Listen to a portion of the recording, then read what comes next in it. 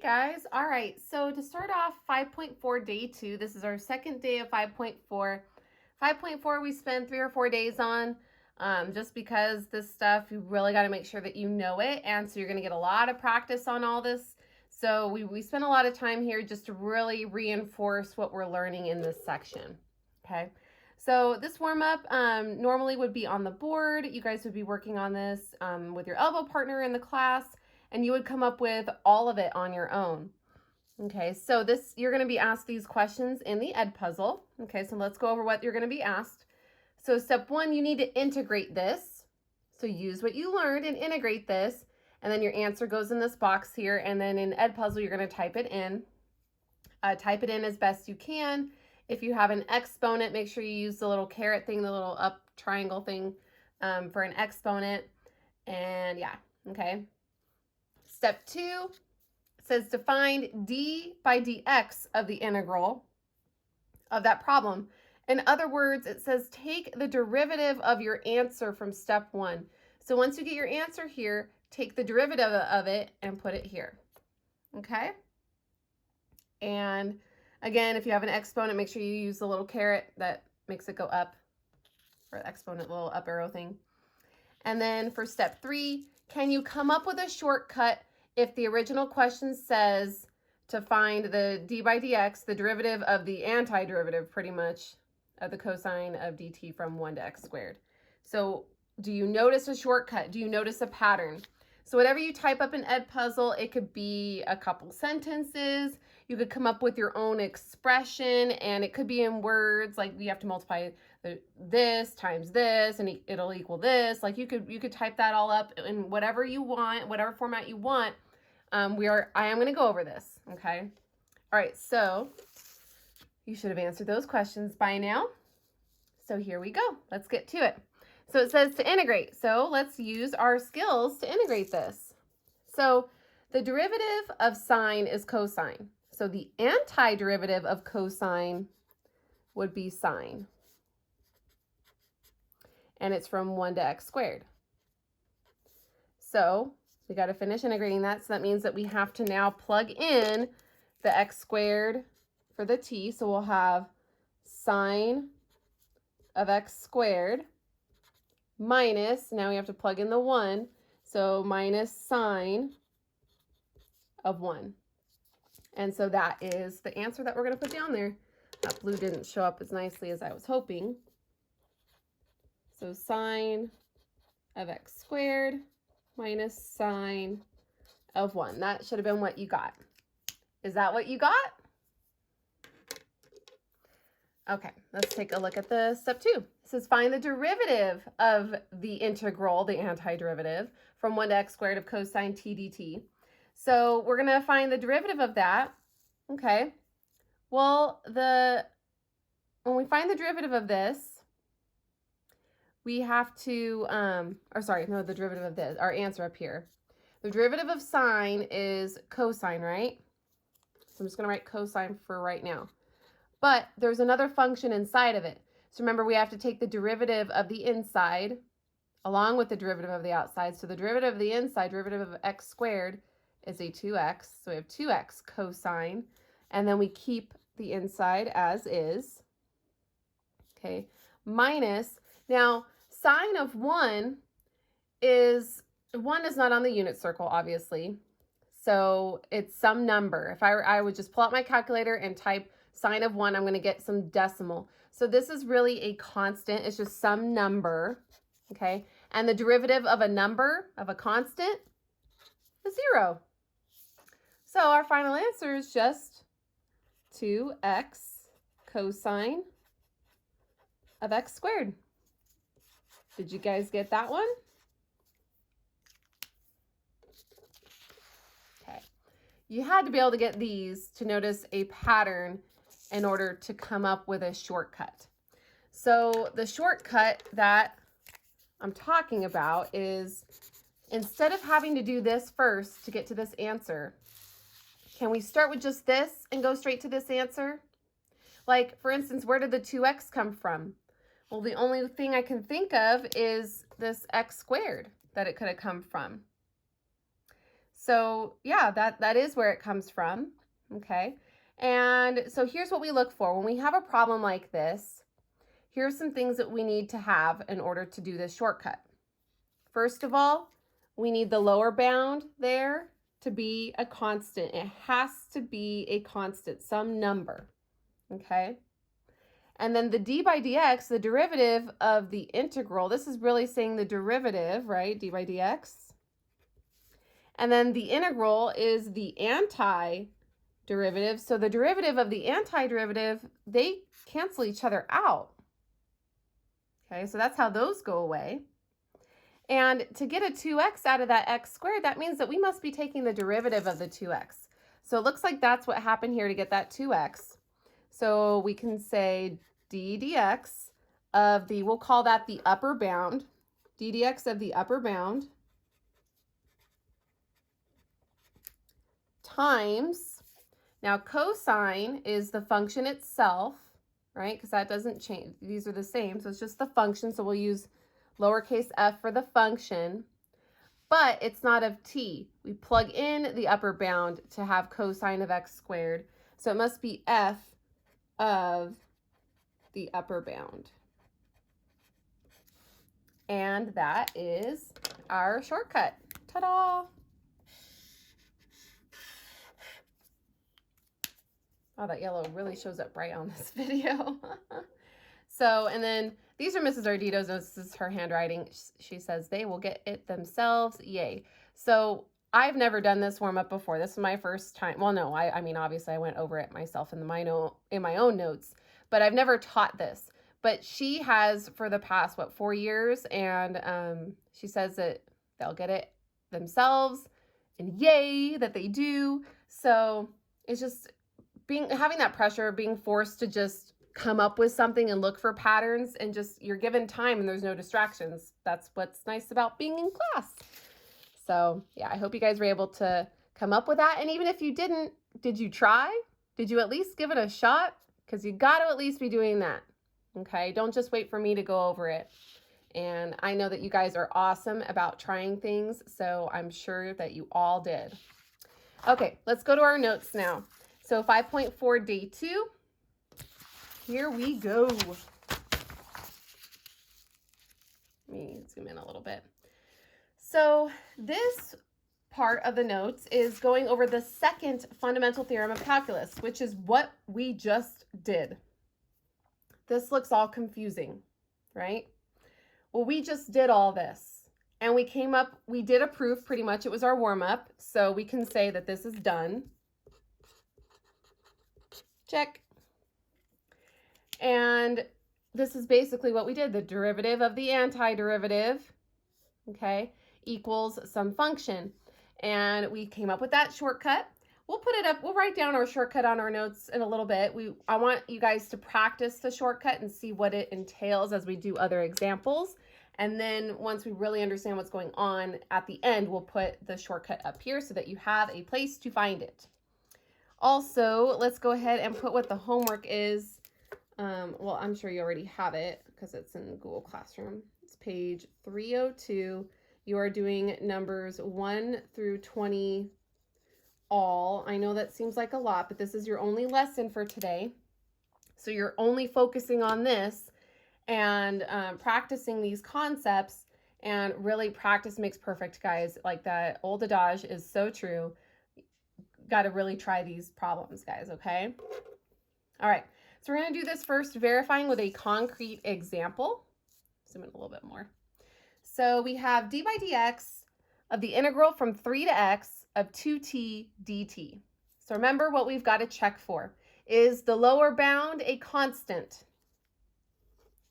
Yep, it is. Check. Are we taking the derivative of the integral? D by dx of the integral, they cancel each other out. Check. That's done. Okay. So what was our shortcut? Well, we have to take the derivative of the upper bound. Well, the derivative of an x is 1 times, well, now we just have to plug in that upper bound into the function, into the f of x. In this case, it's a 2t. So just replace the t with an x. So we have 2x. And 1 times 2x is 2x. And guess what, guys? That's the answer. So you can totally do this problem like we did in the warm-up at the beginning, where we take the integral, we integrate this, plug in the 3 and the x, you know, get your answer for the integral, and then take its derivative. Guess what? You're still going to get this. Isn't this way, way, way quicker using the shortcut?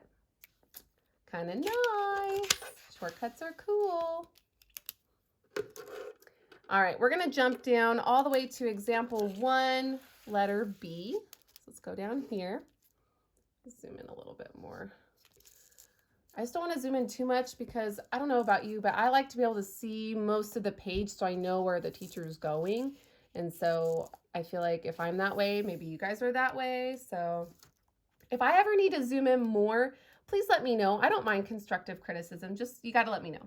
All right, so for this one, for what's the first step? Check for that lower bound and that it's a constant. Check.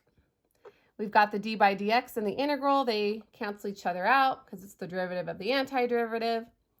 Okay, and let's see. The upper bound is an x. The derivative of x is a 1 times, plug in that upper bound in for the t in the function.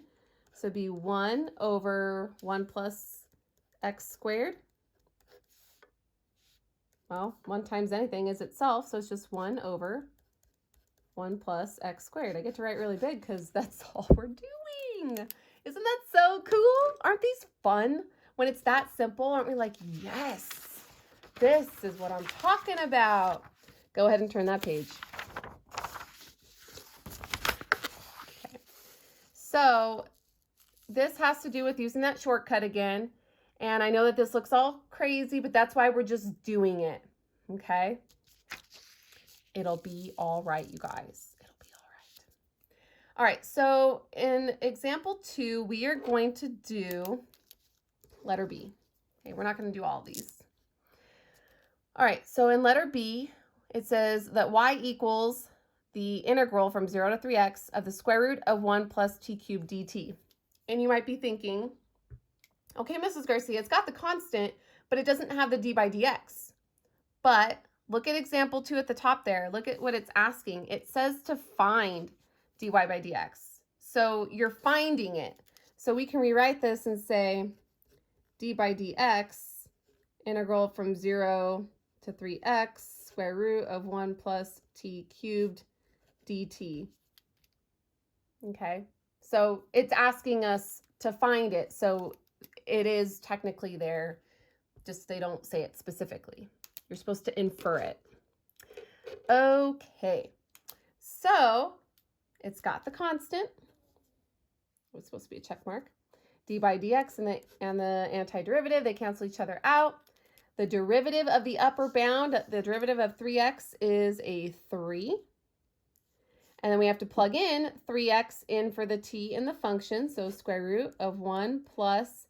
Now I'm going to use parentheses to plug in the 3x because I have to cube not just the x, but also the 3 since that whole thing is going in for the t. Okay, so then my final answer would be 3 square root of 3 to the, so 1 plus, 3 to the third is 27, and then x cubed. And then we're done. Look how quick these are. Aren't they cool? I like these. Actually, I like these a lot. I haven't done these in so long. And then when I was looking at the notes, I was like, oh yeah, I remember this. And I remember really liking these. Okay, example 3. Again, we're finding dy by dx. So we are taking the derivative of the antiderivative. So it's still the same type of problem, but we're going to do letters A and B. Okay, but look at A. What's different about A versus the other problems that we've done already? Do you guys see it? The constant is on the top. So first of all, let's rewrite this. D by dx of the integral from x to 5 of 3t sine of t dt. And let's notate the problem here is that constant is on the top. It's the upper bound. Well, some of you might be like, well, then we can't do it. But then some of you might remember that we learned a couple of lessons ago that there's a property for this. We can still do this, and it's no big deal. What we can do is we could switch these, right? We just have to throw a negative out front of the integral, okay? So let's rewrite this. So we're going to need a negative out front, and it'll be d by dx still. And now switch them, it'll be from 5 to x of the function 3t sine of t dt. Okay, so no big, we can still do this. And now we just follow the shortcut. So don't forget we have a negative out front, so it's going to be a negative. The derivative of x is a 1. Then you need to plug in the x for all the t's in the function. So it's going to be times, we have a 3 and then x sine of x. And then you can clean that up even further because we have negative 1 times 3x out front of that sign there. So that would be a negative 3x sine of x. And that's it. Isn't that cool? So we could still do those problems. We just have to remember the properties that you've learned prior to this lesson. So guys, these notes are so important. You should be referring back to them. You should be sparking a memory and being like, okay, I remember that a little bit. Where was that? And you should be going back in your notes, finding it and using it. Okay. So those notes should be extremely important. They should be a very useful tool that you are using. Okay. Now take a look at B. What's different about this one? Do you guys notice? Hopefully you do. There's no constant. The lower bound is a 2x, the upper bound is an x squared. What do we do? Now some of you might be thinking, oh, can't do it. So that means we're done. Actually, no. We can. We just have to think of it in a different way, okay? There's a property for this that we can do. We've been using it a little bit. So it just, we don't naturally think of it in this manner because we need to be trained to think of it in this manner. So I'm looking at the upper bound and the lower bound here, 2x to x squared, okay? And I'm going to draw a diagram. Okay.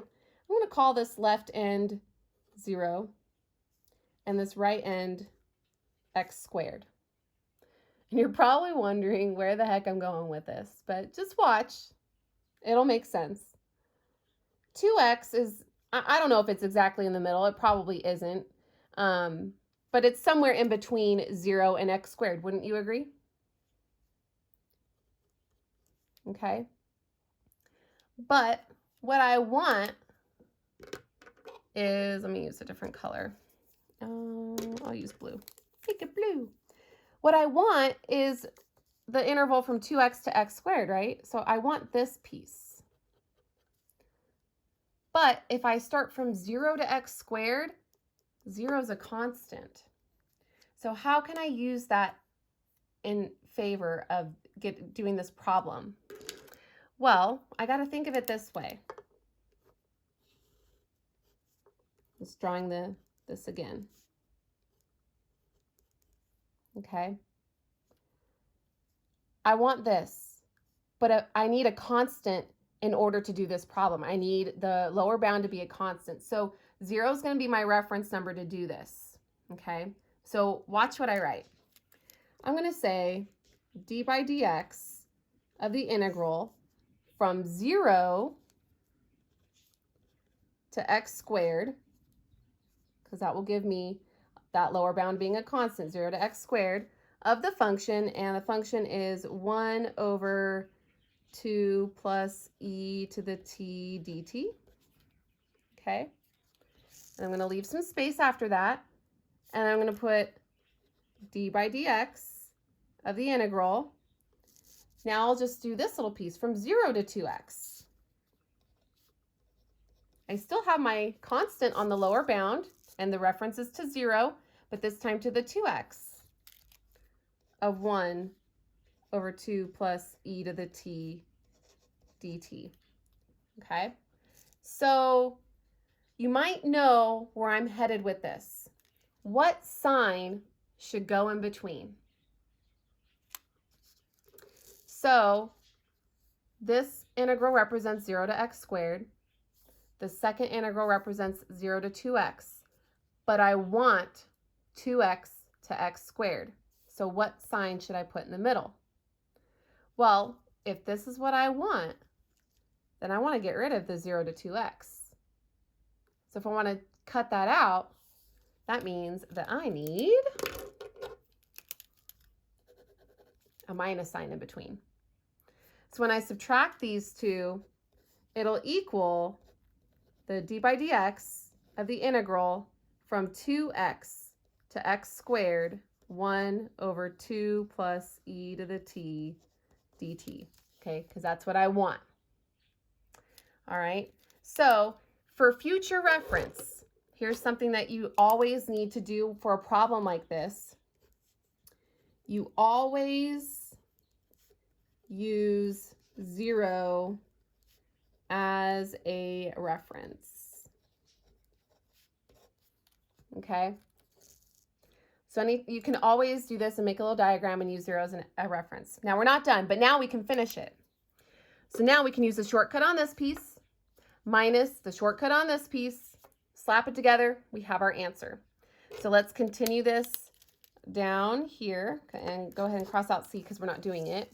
Okay, so we've got the constant now, and the derivative of the upper bound, the derivative of x squared is a 2x times 1 over, we got to plug in the x squared for the t, so 2 plus e to the x squared minus the derivative of the upper bound is a 2, derivative of 2x is a 2, times 1 over, plug in the 2x for the t, so 2 plus e to the 2x power. Okay, now the only thing that we can do to clean this up is put these, put the 2x on top and put the 2 on top, and then that's really all we can do. So I'll have 2x over 2 plus e to the x squared minus 2 over 2 plus e to the 2x. Now you might think that I can still combine these, but I can't. They're not the same denominator. They're similar, but they're not the same. This one has an e to the x squared power. This one has an e to the 2x power. So they're not like denominators. So this is as far as I can take that. Okay, so as a recap, what you do whenever you have the upper and lower bound not having a constant at all, you put one in. You reference to 0. So it helps when you draw a diagram, and you'll know what goes in order, what's smallest to biggest, because it always goes from left to right, smallest to biggest. Okay, and then do something like this. Come up with an expression where you can reference the constant starting at 0 to the end, and then 0 to the piece that you want to cut out, and then you'll get what you want. Okay? These are fun. They're like a puzzle, and I love puzzles. Me and my kids, we just love our puzzles. All right, so let's go back to the front page, and let's write our shortcut, because this is what you're using for everything today. All right, so our shortcut, and marker here. What color do I want? I think I'm going to use the fuchsia.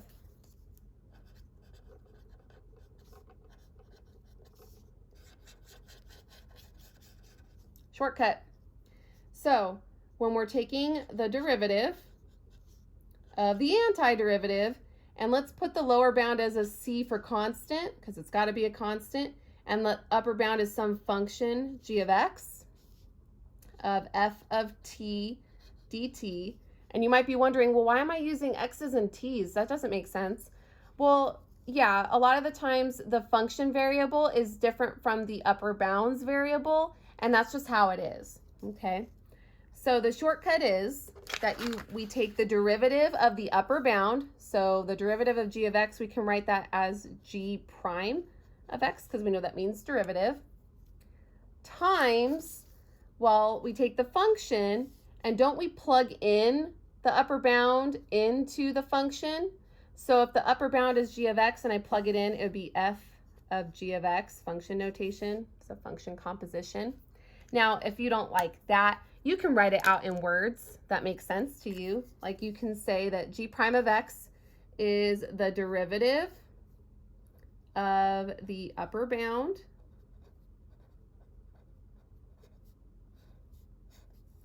times f of the upper bound, to show that you're plugging it in. So if the wording makes it a little more clear for you, then write the wording. If you understand the notation, then write the notation.